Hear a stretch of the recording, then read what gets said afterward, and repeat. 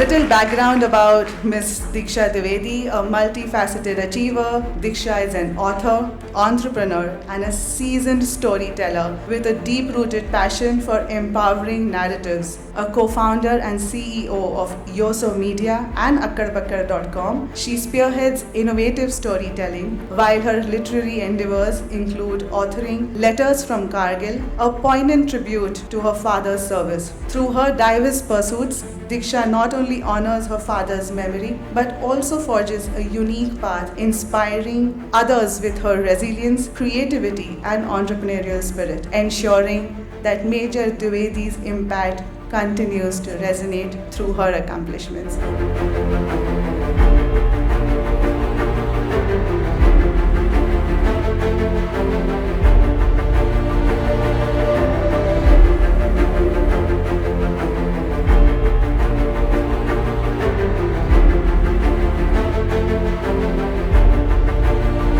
दुनिया में जितनी भी लड़ाई है पिछले 100-200 साल में लड़ी गई होंगी in different parts of the world, Kargil was probably one of the toughest war. Not because of the enemy we were fighting. The enemy may not be the toughest in the world, but the terrain, conditions, the mountains, the weather, the climate, everything, it was the toughest in the world. अभी थोड़े दिन पहले, a month ago, मुझे Batalik sector में जाने का मौका मिला. Batalik is one of the sectors जहाँ पे कारगिल की लड़ाई हुई थी.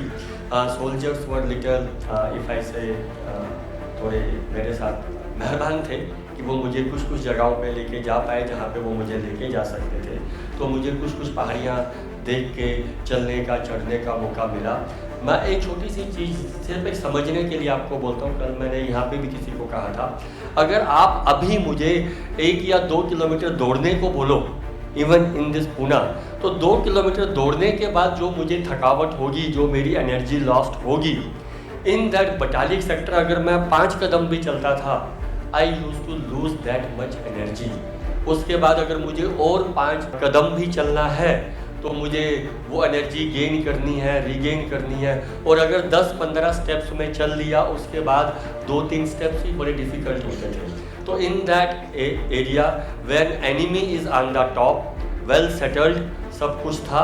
हमारे लोग इनके पापा और उस टाइम के सारे जो हमारे साथी थे, without having even the proper information, number 1. Number 2, proper fooding, खाना भी नहीं था, हमारे पास वेपन्स भी नहीं थे, बेसिक इंफ्रास्ट्रक्चर भी नहीं था. हम वो सब में उन पहाड़ों के ऊपर चढ़े और लड़ाई लड़े. ऑफिशियल फिगर शायद 525-27 समथिंग है the soldiers who were killed in action in Kargil war.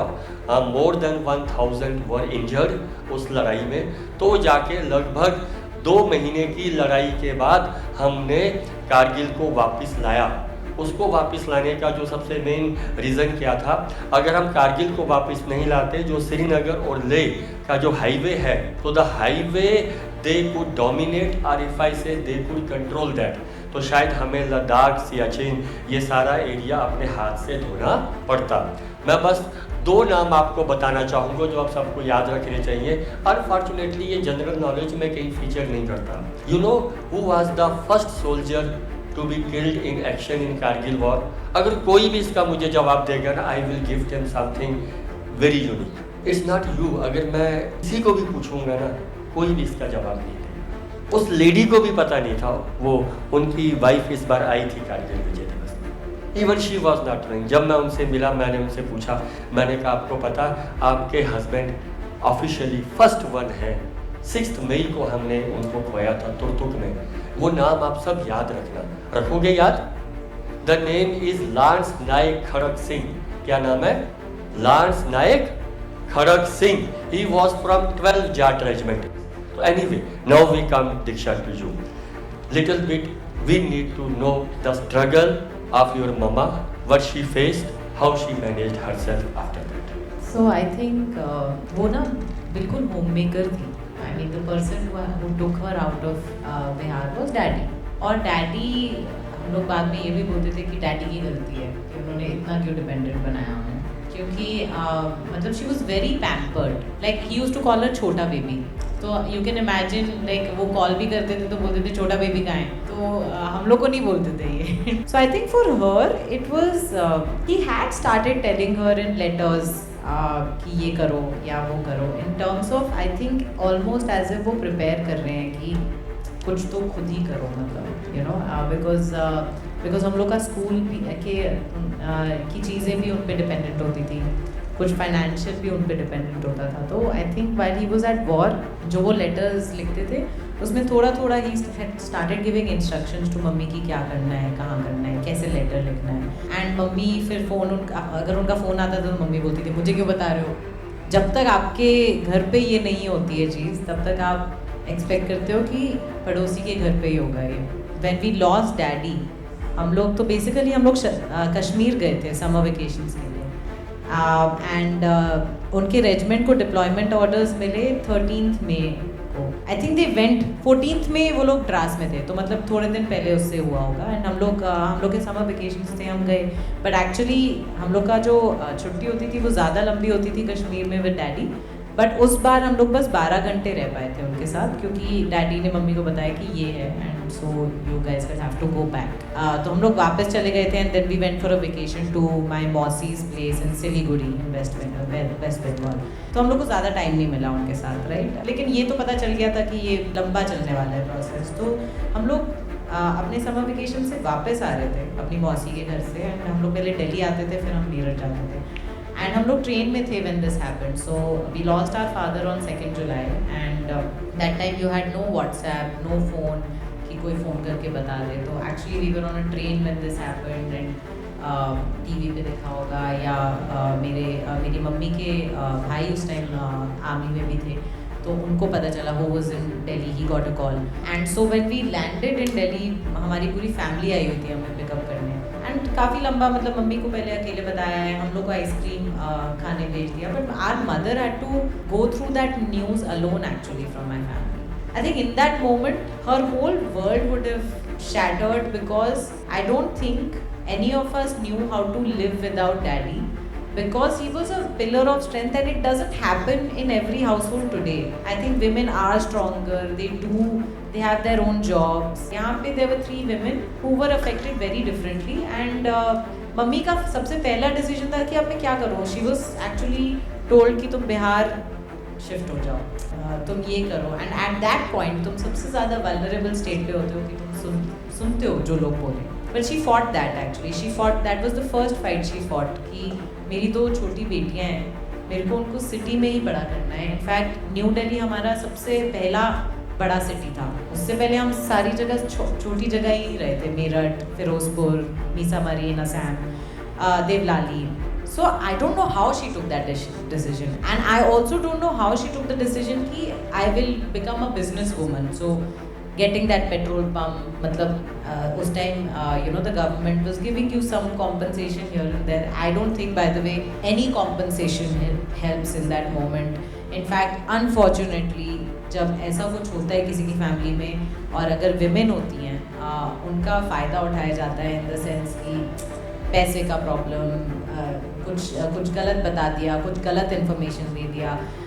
First few years आप बस लॉस सह रहे होते हो in different ways, not only emotionally, financially, many things, right. But and on the other side mummy was also, I think most mothers are, कि best school में भेजूंगी, best कपड़े. How do I make my daughters not feel the absence of daddy, right. She went through a lot of loss in fact, because she's not an English speaking woman. उनको बोला गया कि अच्छा तुम दिल्ली जा रही हो तो पहले तो तुम गाड़ी चलाना सीखो.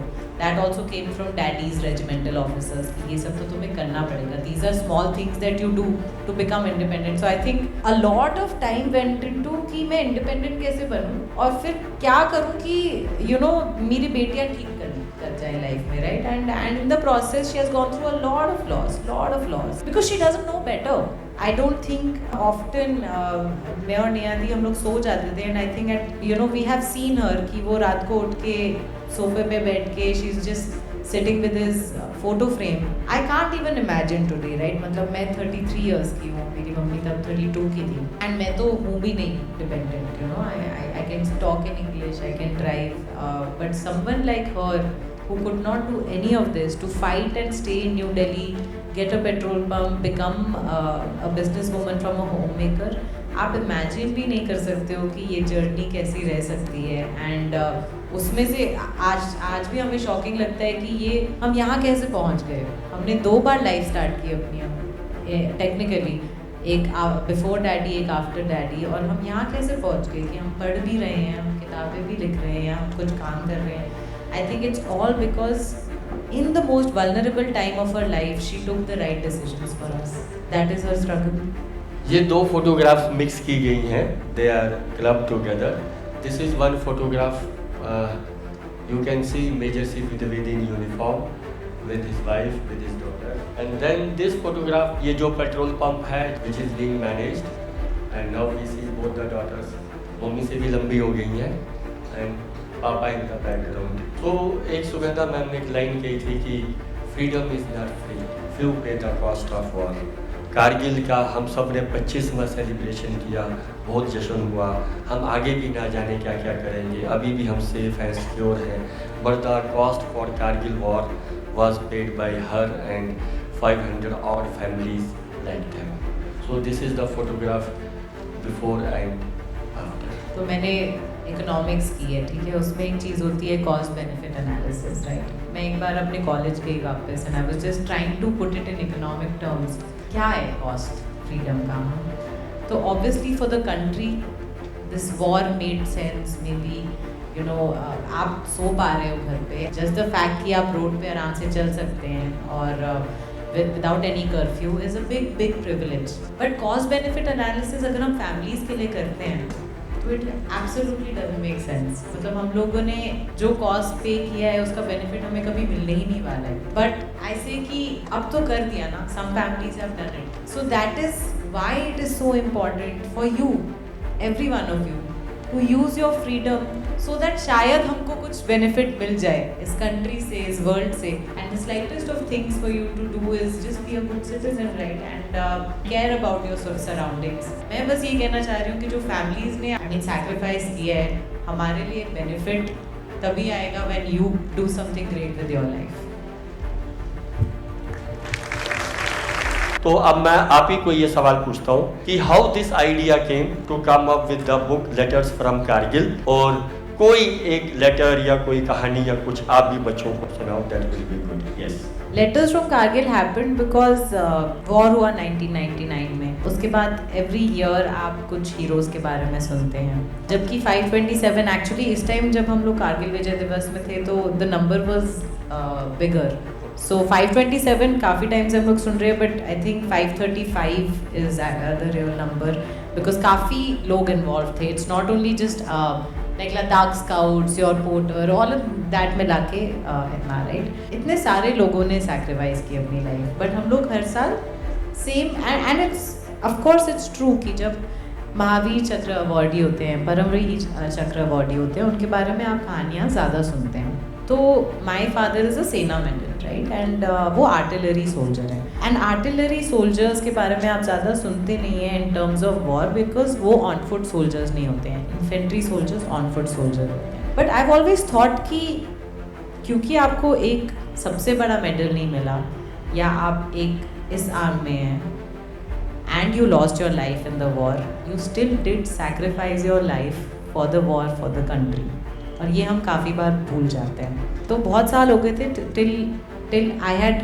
heard my daddy's name और उनके रेजिमेंट का भी नाम, जबकि आर्टिलरी जो वॉर है, Kargil war, it was won because of the seamless synergy between infantry and artillery. ना आर्टिलरी इन्फेंट्री के बिना चलता है, ना इन्फेंट्री आर्टिलरी के बिना चलता है। एंड ऐसा टेरेन था कि सोल्जर आपको वहाँ से देख रहा है और आप अटैक के लिए जा रहे हैं, तो विदाउट आर्टिलरी शेकिंग ऑफ दो सोल्जर्स, उनको कंफ्यूज करे बिना ये इन्फेंट्री आगे नहीं जा सकती है, right. So that is the story I wanted to tell. और वो बहुत टाइम बाद हुआ, मतलब बहुत टाइम बाद मैंने ये सोचा कि ये तो मैं भी बता सकती हूँ ना।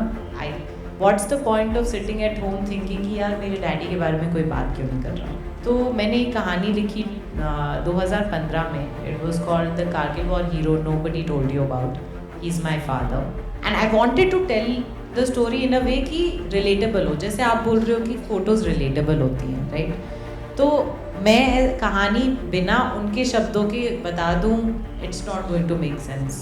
I feel it's not going to make the same kind of impact. तो जब मैंने डैडी की कहानी बताई, उसमें मैंने उनके लेटर्स इंक्लूड करे जो उन्होंने मम्मी को लिखे होंगे, या he used to leave us a lot of notes. Fortunately mummy ने ये सारे बचा के रखे थे एंड काफ़ी बार हम लोग पढ़ते थे over the years, just to remember him, just to reminisce his memories. And he used to, मतलब वो सब कुछ लिख देते थे लेटर्स में, राइट, कि तुम्हारा क्या मार्क्स आए, या तुम्हारा रेसिटेशन कॉम्पिटिशन कैसा था, या प्लांट्स उग रहे हैं कैसे उग रहे हैं, यू नो.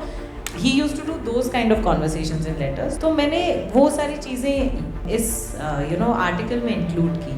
Fortunately ये कहानी लोगों तक पहुंची एंड मल्टीपल टाइम्स, मतलब मेरी बहुत लंबी बातें हुई हैं लोगों से, जर्नलिस्ट के साथ, कि डैडी तो लिखते थे बट ऑफ कोर्स उस time the only means of communication was letters and maybe satellite phone, but satellite phone used to be very expensive and supply भी नहीं था एट वॉर, ठीक है. वो एक जगह से दूसरी जगह जाता था तब बातें होती थी. तो उधर से ही आया ये आइडिया कि एक बार मैं, एक जर्नलिस्ट है प्रिया रमानी करके, उन्होंने उसी टाइम एक पब्लिशर को ज्वाइन किया था, जगरनॉट बुक्स, एंड कारगिल विजय दिवस में ही मैं पहली बार मिली थी. तो एक्चुअली हम लोग पहली बार 2016 में गए कारगिल विजय दिवस, and that invite happened because of the story I wrote in 2015.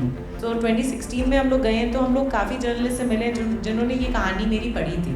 Priya Ramani ने बोला कि यार there must be so many letters that we can put together, right? And I'm like yes of course, and this is the only way of telling a story. अगर आप बच्चे को ये war के बारे में बताना चाहते हैं तो I don't think there is a better way of telling that story except for the letters. And so that is why I thought कि वॉर के बारे में बताना है, एंड कैसे बताएं कि 8 साल का बच्चा, 10 साल का बच्चा समझ पाए कि what is the essence of this war and how do you humanise this soldiers. I think for the longest time हम लोग को लगता है कि वो लोग कोई सुपरमैन है. वेल हैं, बट ऑल्सो अपने पर्सनल लाइफ में वो काफ़ी ऑर्डिनरी मैन हैं, जिनकी फैमिलीज़ हैं, जिनके बच्चे हैं, जो खाना बनाते हैं. वो कैसे दिखाऊं, और वो उनके शब्दों से ही दिखा सकती थी. And that is how letters from Kargil happened. Fortunately I am a war martyrs daughter, and मेरे से जो मार्टियर फैमिलीज थी उन्होंने बात भी की ठीक से. ये भी प्रॉब्लम होती है कि not everyone can you trust when you're sharing these. So yeah, that is how letters from Kargil happened, from one story to another. कोई लेटर हम डिस्कस कर सकते? बिल्कुल. सो नींबू साहब, एक्चुअली इनके जो इनकी भी लेटर्स थे, तो आपने जितने लेटर्स बोले that is also in the book, but उसमें से 1-2 लेटर्स पहले से ही पॉपुलर थे, जैसे Vijay Thapar, live life king size. हम लोग ने काफ़ी बार ये कार्ड्स में भी लिखा है, I think because of him. नींबू साहब का नाम है एक्चुअली कैप्टन नीकेजाको केंगरू से. ही इज़ अ महावीर चक्र अवार्डी, दूसरा सबसे बड़ा गैलेंट्री अवार्ड, सबसे बड़ा है परमवीर चक्र. एंड ये नागालैंड से आते हैं. इनकी बहुत बड़ी फैमिली है. इनके भी लेटर्स मेरे बुक में थे. इनके भाई ने वो लेटर्स अपनी लैंग्वेज, अंगामी लैंग्वेज से ट्रांसलेट करके इंग्लिश में दिया था मेरे को. यू नो, जब लेटर्स फ्रॉम कारगिल के बाद जब इंटरव्यूज़ होते थे तो हमेशा लोग पूछते थे कि आपका फेवरेट लेटर क्या है. और एक्चुअली तो सबका फेवरेट लेटर 2-3 लेटर्स हैं, Vijay Thapar, Vikram Batra. But for me I always use to say कि कैप्टन कैंगरूसी के लेटर्स मेरे फेवरेट हैं, क्योंकि it's very the kind of place he comes from. बहुत ही रिलीजियस आदमी, बहुत ही god fearing man, very peace loving man.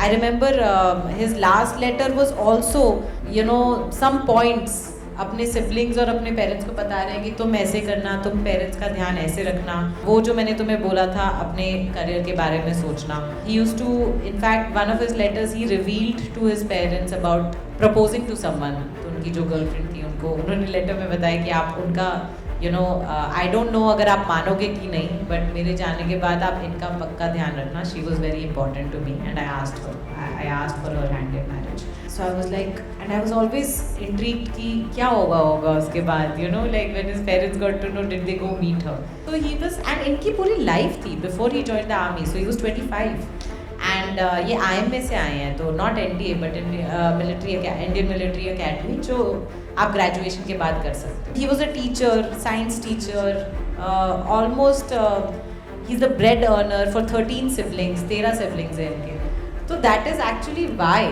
I mean his letters were my favorite, and that is why the book has happened, because I think, and I'm very happy, I always say कि मैं कहानी लिखती हूँ जब मेरे को you know when I come across यार ये कहानी बतानी चाहिए, it's very important. Nobody will go to Nagaland to live with the family, to understand what they live like. That is Nimbu Saab for you, and I really think you should read it. He's one of those men कि वो इतने God fearing, peaceful आदमी हैं, and you can't imagine कि उन्होंने अपने जूते क्यों उतार दिए -10 degrees में.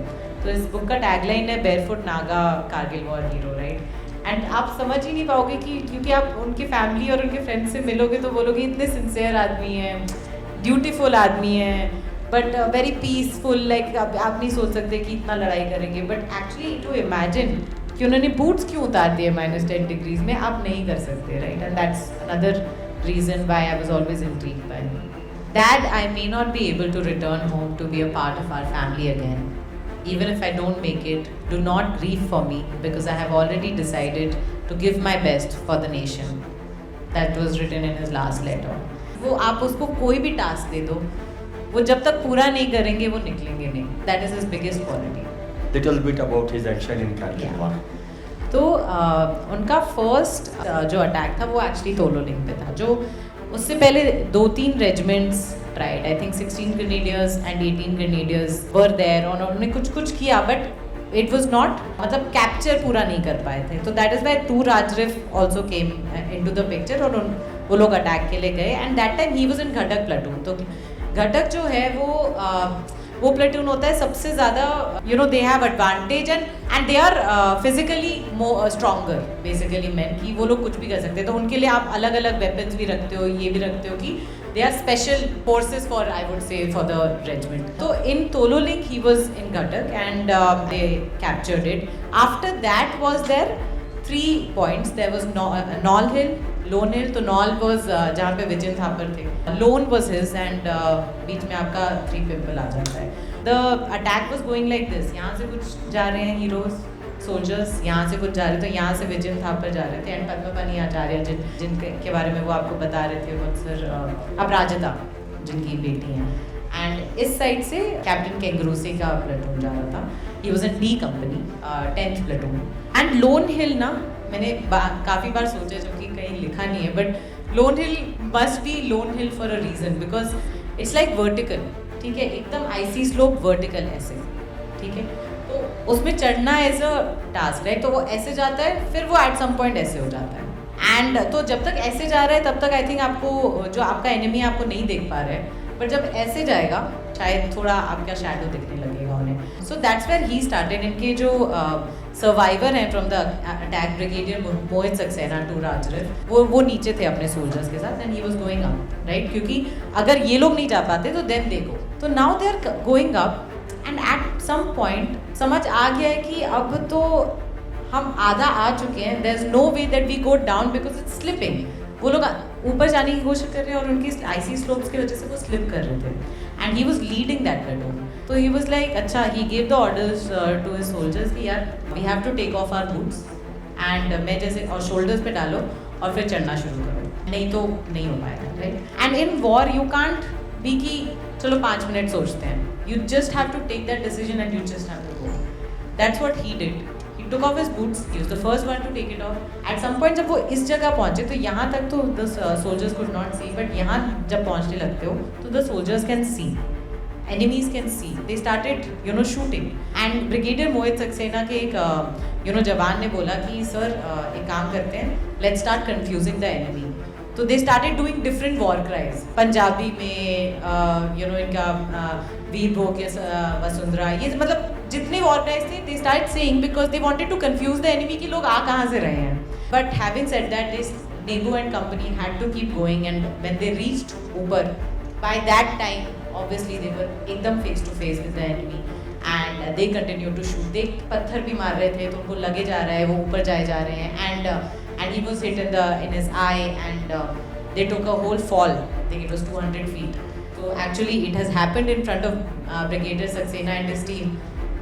They saw some men falling from ऊपर एकदम, and they said कि we were just hoping कि वो नहीं हो.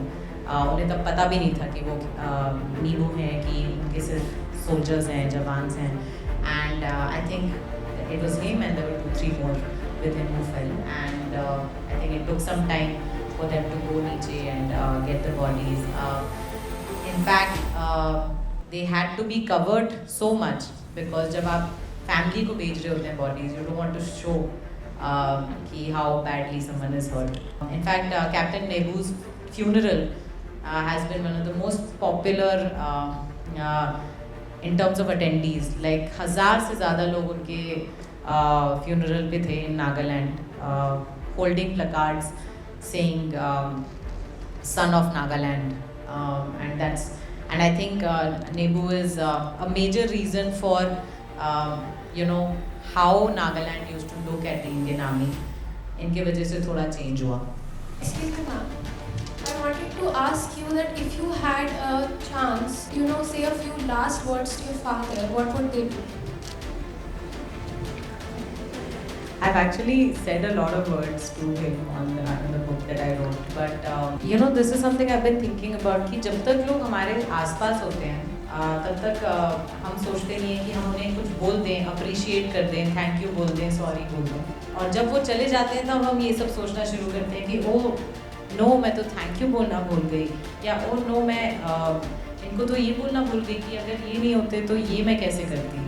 I think this is something that changed. There's so much that Daddy used to do for us, It's impossible. If you see parents today, how busy they are, and no fault of theirs. मतलब ऐसी life ही बन गई है कि सब busy हैं. हम लोगों को उनको बहुत ज़्यादा और attention and thank you बोलना चाहिए था for how much time he used to give us, मतलब आज तक मैं कभी ऐसे father से नहीं मिली, right? And I think he should have been told while he was around that you are the best father in the world. I don't remember him scolding me even once, and that didn't mean that he was a lenient father. It just meant that he just had better way of communicating to us and teaching us.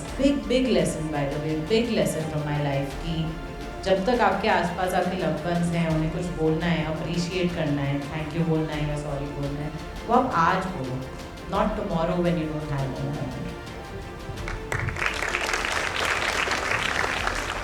When Nimbu Saab was falling from the cliff, उसके last words यही रहे होंगे. Though he was a Catholic by religion. ये मैंने बहुत बार कहा है, ये मैंने ब्रिगेडियर अस्थाना सर को भी कहा है कि जब वो ऊपर से नीचे गिरा होगा 200-250 फीट जो भी वो था, बेयर फुट, एंड वो आप सब इस बुक में पढ़ सकते हो, वो सब था. ये चीज़ शायद कोई भी ऑथेंटिकेट नहीं कर सकता, बट जब वो गिर रहा होगा उसके लास्ट वर्ड्स इस दुनिया में क्या रहे होंगे? We will say words very loudly, he should hear wherever he is. तो at 3 we will say it with that zeal. हमें तो गोली भी नहीं लगी है, हम पहाड़ से भी नहीं गिर रहे हैं, और हम अपने फादर को ये लास्ट लाइन भी नहीं लिख रहे हैं कि we will not be again with you to enjoy the life. तो कैन वी से 1 2 3 राजा रामचंद्र की जय, राजा रामचंद्र की जय. It was almost like reliving what I have lived through in the last decade of sharing stories of our soldiers from the Kargil war. I was asked such beautiful and honest questions from kids. It makes me very, very hopeful for the future. I wish all the students all the best for everything they're going to do in life, because from all the questions that they asked and how intently they heard our conversation, I don't expect anything less from them. So all the best and do great things as we talked about today, and cannot wait for each one of you to probably be in touch with me at some point and do something great with us. Thank you.